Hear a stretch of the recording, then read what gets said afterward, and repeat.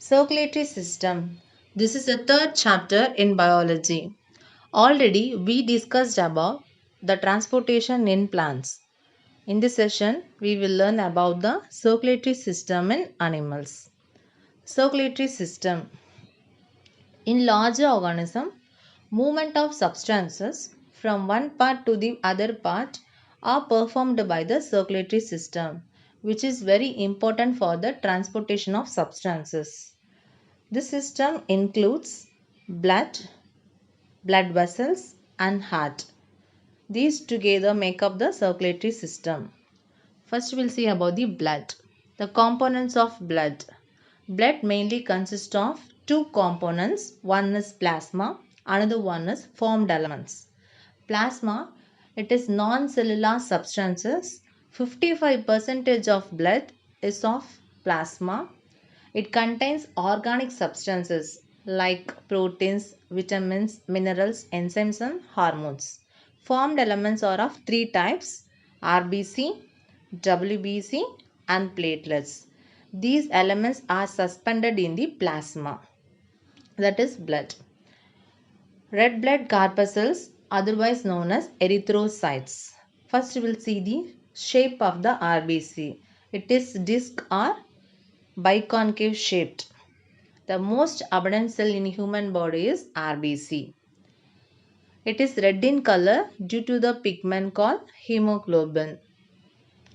Due to the lack of cell organelles and nucleus, it provides large surface area for oxygen binding. So it can carry more amount of oxygen for the transportation process. So the function is transportation of oxygen. The lifespan 120 days. Coming to the white blood corpuscles, otherwise known as leukocytes. Generally, the white blood cells are classified into two types. One is granulocyte, another one is agranulocyte, based on the presence of granules. If the white blood cells have granules in the cytoplasm, it is said to be as granulocyte. If a white blood cells do not contain granules, it is agranulocyte. This is granulocyte and this is agranulocyte due to the absence of granules in the cytoplasm. The granulocyte is further classified into three types based on the shape of the nucleus: neutrophil, eosinophil, and basophil. First, we will see about the neutrophil. The shape of the nucleus is multi-lobed. The multi-lobed shows it is neutrophil. In eosinophil, the shape of the nucleus is bilobed structure.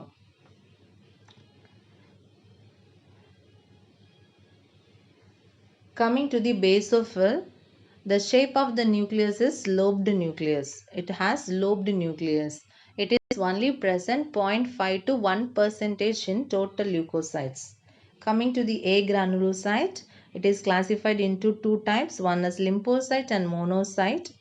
Lymphocyte has spherical shaped nucleus and monocyte has irregular shaped nucleus.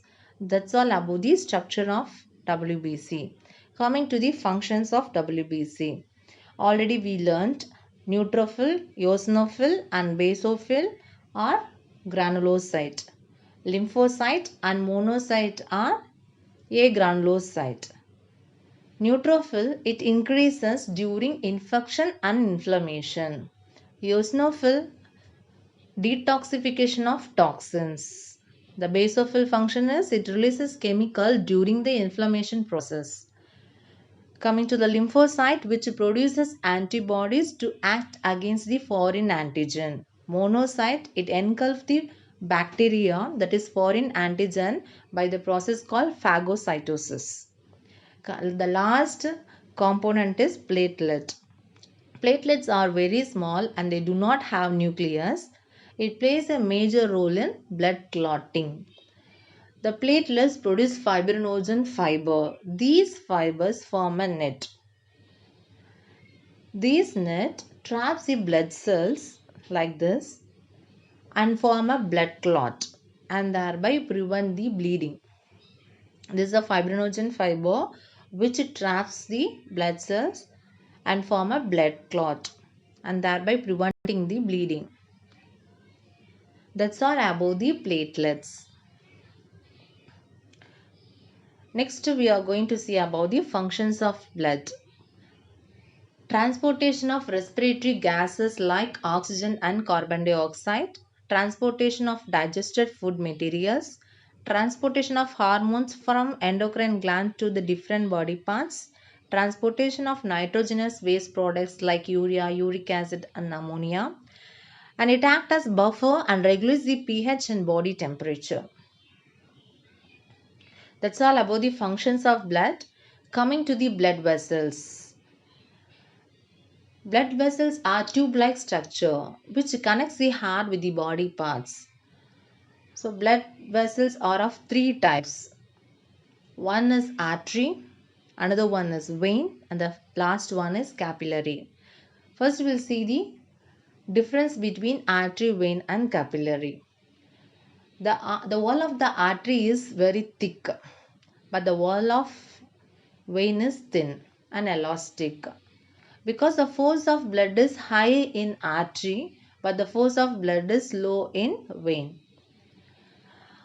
All the arteries carry the oxygenated blood, but except one artery, that is pulmonary artery, which carries the deoxygenated blood. Coming to the vein, all the veins are carry deoxygenated blood, but except the pulmonary vein, which carries the oxygenated blood.